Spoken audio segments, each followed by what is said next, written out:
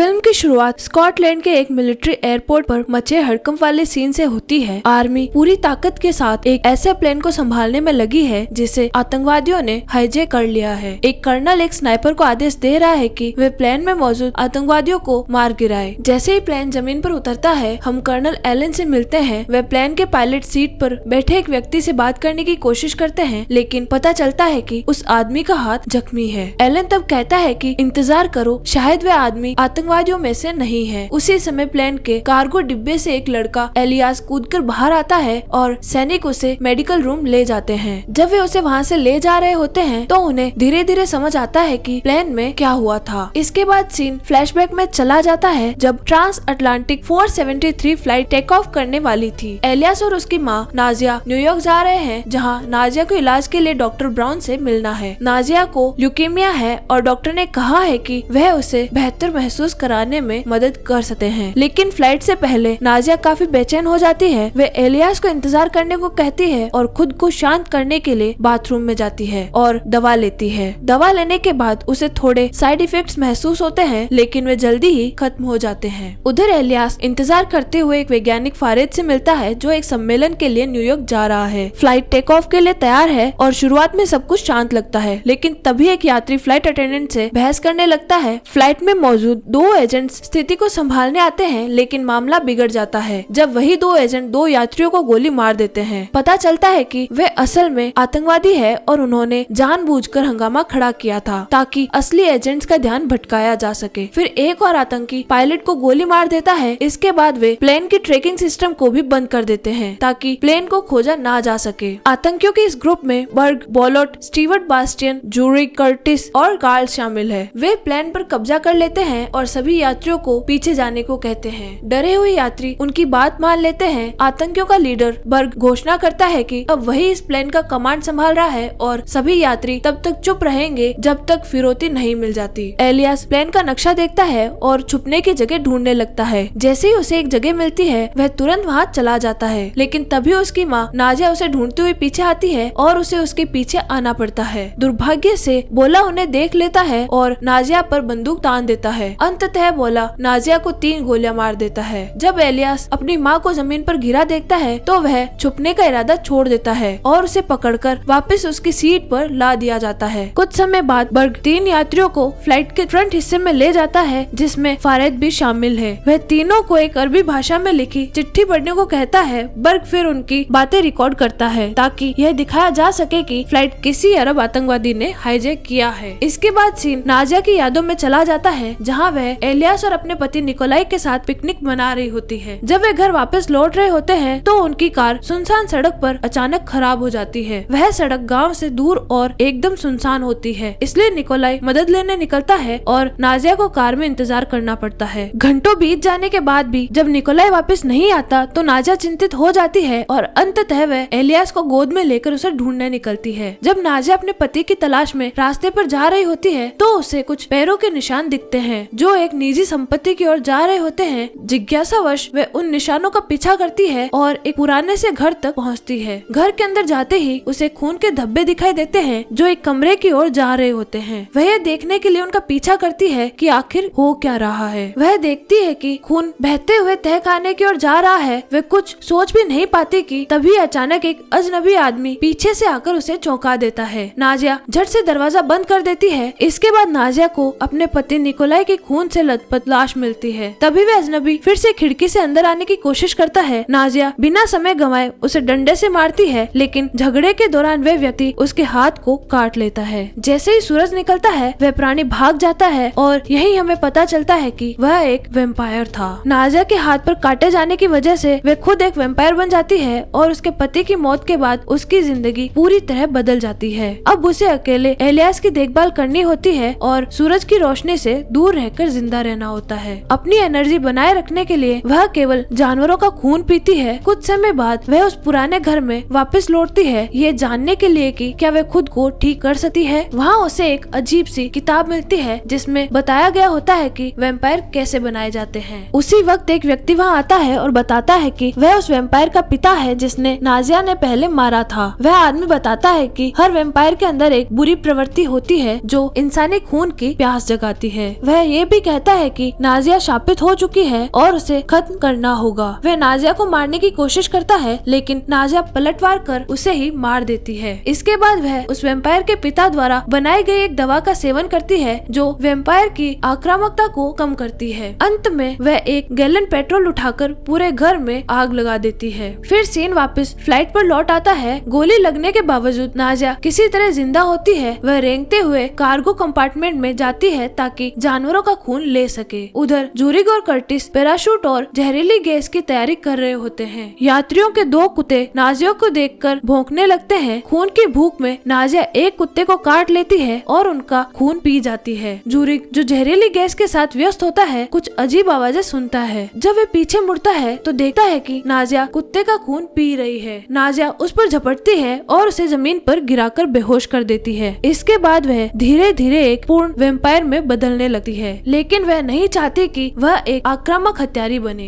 इसलिए वह खुद को नियंत्रित रखने के लिए दवा का इंजेक्शन लगाती है ताकि किसी को नुकसान न पहुंचे। उधर बॉलॉट यात्रियों को चेतावनी देता है कि अगर वे अपनी सीटों पर नहीं बैठे तो वे जहरीली गैस छोड़ देंगे। फिर बॉलॉट और बाकी आतंकवादी कार्गो कंपार्टमेंट में वापस जाते हैं ताकि फ्लाइट से कूद सके और उसमें बम भी सेट कर सके। नाजिया संभलती है और कार्गो कंपार्टमेंट में जाकर एलियास को ढूंढती है। फिर वह उसे कॉकपिट में ले जाती है क्योंकि अब उसके पास एक उपाय है फ्लाइट को वापस न्यूयॉर्क ले जाने का। फ्लाइट को पहले हाईजैक कर लंदन की ओर मोड़ दिया गया था, लेकिन ऑटो पायलट अब भी चालू है। नाजिया यात्रियों के इलाके में जाती है और पूछती है कि क्या किसी को प्लेन उड़ाना आता है। थोड़ी देर में एक छात्र सामने आता है और कहता है कि उसने एक फ्लाइट सिमुलेशन गेम खेला है और वह कोशिश कर सकता है। फिर नाजिया उसे अपने साथ कॉकपिट में ले जाती है और फारेद को भी बुलाती है जो को पायलट की तरह मदद करना चाहता है। इससे पहले फारेद यात्रियों को बताता है कि वे सब मरने वाले हैं क्योंकि आतंकवादियों की योजना है कि प्लेन को लंदन की ओर एक इमारत से टकरा दे। यात्रियों के बीच ये अफवाह फैल जाती है कि आतंकवादी स्कॉट मार्केट को गिराने की कोशिश कर रहे हैं। फिर फारेद और छात्र नाजिया के साथ कॉकपिट की ओर जाते हैं जबकि नाजिया सिक्योरिटी कैमरों पर नजर रख रही होती है कि कब आतंकवादी प्लेन से कूदेंगे। छात्र को जल्दी से प्लेन का रुख न्यूयॉर्क की ओर मोड़ना होता है, लेकिन तभी कार्गो कंपार्टमेंट में छिपे आतंकवादी जूरिग की लाश ढूंढ लेते हैं। बॉलॉट को शक होता है कि नाजिया ने ही जूरिग को मारा है क्योंकि उसे कार्गो डोर के पास नाजिया की लाश नहीं मिलती। इसके बाद वे सीधे कॉकपिट की ओर बढ़ते हैं और नाजिया को दरवाजा खोलने के लिए मजबूर करने लगते हैं। बर्ग एक यात्री को उसके सामने ही गोली मार देता है। जब नाजिया फिर भी दरवाजा नहीं खोलती तो बॉलॉट एक बच्चे को पकड़ लेता है।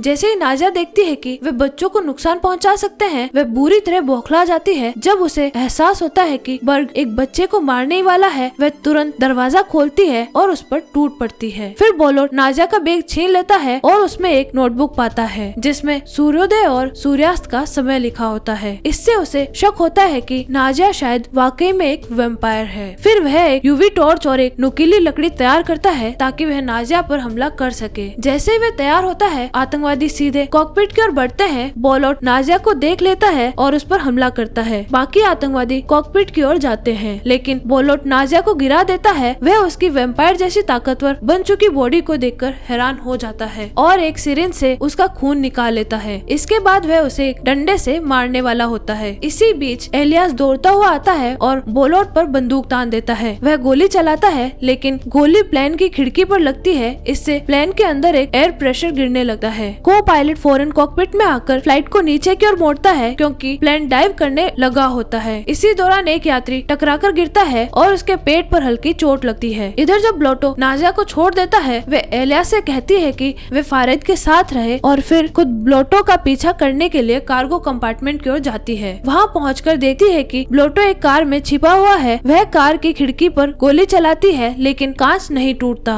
फिर वह एक लोहे की रोड से कांच पर वार करने लगती है। बॉलॉट उस रोड को छीन लेता है और नाजिया के वैम्पायर खून को अपने अंदर इंजेक्ट कर लेता है, जिससे वह खुद वैम्पायर में बदलने लगता है। यह देखकर नाजिया तुरंत कार के अंदर शराब डालती है और उसमें आग लगा देती है ताकि उसे मार सके। लेकिन बास्टियन धुआं देखकर तुरंत हरकत में आता है और आग बुझाने की कोशिश करता है। बाकी आतंकवादी भी कार्गो कंपार्टमेंट में जाकर हालात देखने पहुंचते हैं और देखते हैं कि नाजिया भागने की कोशिश कर रही है। वे उस पर गोली चला देते हैं और उसकी टांग में गोली लगती है, लेकिन इसके बावजूद नाजिया किसी तरह वहाँ से बच निकलती है। वे जल्दी से दरवाजा बंद कर देते हैं, लेकिन तभी उन्हें कार में बॉलॉट दिखाई देता है। उनमें से एक व्यक्ति देखता है कि बॉलॉट को झटके आ रहे हैं और वे उसकी मदद करने की कोशिश करते हैं, लेकिन बोलोट उसे काट कर मार डालता है। इसके बाद बाकी यात्री नाजिया को दोष देने लगते हैं और उस पर हमला करने की कोशिश करते हैं, लेकिन सौभाग्य से इलियास और फारिद बीच में आकर उन्हें रोक लेते हैं। नाजिया को एहसास होता है कि बोलोट अब पूरी तरह से वैम्पायर बन चुका है, इसलिए वह सभी दरवाजे बंद कर देती है ताकि वह कॉकपिट में घुस न पाए। बाकी यात्री भी दरवाजा पकड़ने में उसकी मदद करते हैं क्योंकि बोलोटो दरवाजा तोड़ने की कोशिश करता है। जब फारिद उसकी मदद करने की कोशिश करता है तो उसे हाथ पर काट लिया जाता है। फिर एक यात्री आता है और तुरंत बोलोटो को गोली मार देता है। जैसे ही दरवाजा बंद होता है, नाजिया फौरन फारिद का हाथ काट देती है ताकि वैम्पायर का संक्रमण फैल न सके। इसके बाद नाजिया, फारिद और इलियास बास्टियन को लेकर कॉकपिट में चले जाते हैं। बास्टियन उन्हें बताता है कि अब प्लेन में फ्यूल नहीं बचा है, इसलिए वे न्यूयॉर्क नहीं पहुंच सकते। अब उनके पास सिर्फ नजदीकी एयरपोर्ट पर उतरने का ही विकल्प बचा है। थोड़ी देर बाद बास्टियन को स्कॉटिश मिलिट्री ग्राउंड टावर से एक संदेश मिलता है। वह बताता है कि प्लेन हाईजैक हो चुका है और आतंकवादी कार्गो कंपार्टमेंट में बंद है। एक यात्री जिसे पहले पेट पर चोट लगी थी, अब एक डॉक्टर उसका इलाज कर रहा है। डॉक्टर उसे बताता है कि उसकी किडनी फट गई है और वह मर सकता है। डॉक्टर जल्दी से दवाइयाँ लेने मेडिकल रूम की तरफ चला जाता है। डॉक्टर के जाते ही वह घायल यात्री जब मौत से डर रहा होता है, सोचता है कि कोई वैम्पायर उसे काट ले तो वह जिंदा बच सकता है। वह कार्गो कंपार्टमेंट का दरवाजा खोलता है और सीधे बोलोटो के पास जाकर उससे उसकी गर्दन काटने की गुहार करता है, लेकिन बोलोटो उसकी बात पर ध्यान नहीं देता और चुपचाप वहाँ से चला जाता है। इसकी वजह से वैम्पायर बोलोटो कार्गो कंपार्टमेंट से बाहर निकल जाता है और कैबिन में सभी यात्रियों पर हमला करने लगता है। यात्री बुरी तरह घबरा जाते हैं और अपनी जान बचाने के लिए इधर उधर भागने लगते हैं। कॉकपिट के बाहर सारे यात्री एक एक करके वैम्पायर में बदलने लगते हैं। फारिद, नाजिया और बास्टियन को एहसास होता है कि अगर प्लेन लैंड हुआ तो ये वैम्पायर नीचे जाकर तबाही मचा देंगे। तभी फारिद सुझाव देता है कि प्लेन जमीन पर उतरते ही उसे ब्लास्ट कर दिया जाए, क्योंकि फ्यूल टैंक में पहले से ही विस्फोटक मौजूद है, लेकिन इसका डिटोनेटर अभी भी कार्गो कंपार्टमेंट में है और वहाँ सुरक्षित पहुँचने का एकमात्र रास्ता तंग एयर डक्ट्स के जरिए है।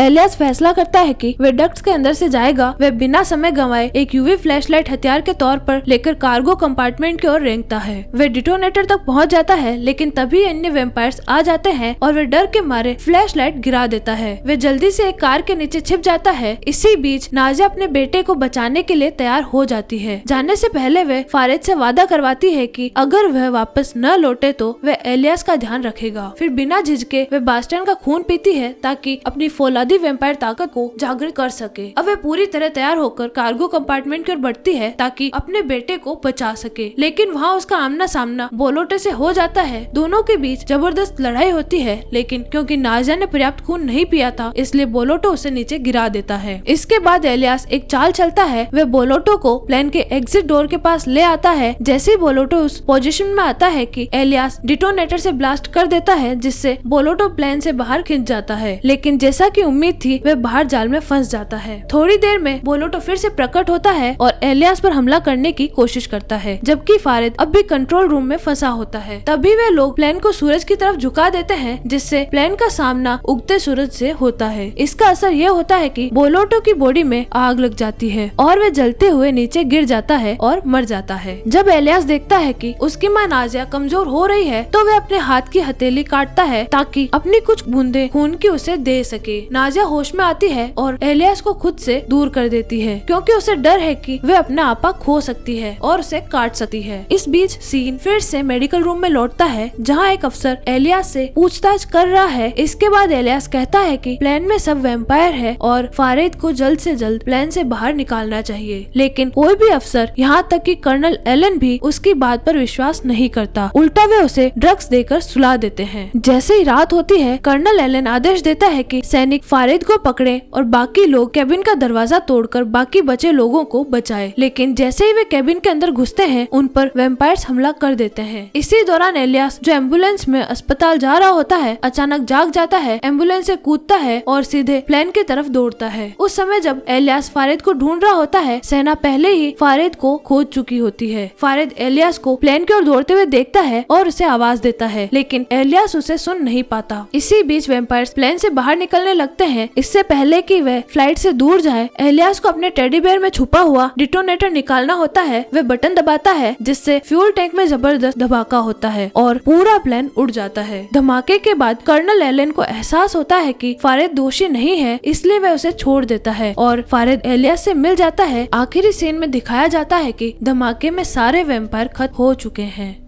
आज के लिए फिलहाल इतना ही। आपकी तरह मैं भी मायूस हूँ, लेकिन उम्मीद पर दुनिया कायम है। दिल दुखा है लेकिन टूटा तो नहीं है, और उम्मीद का दामन छूटा तो नहीं है।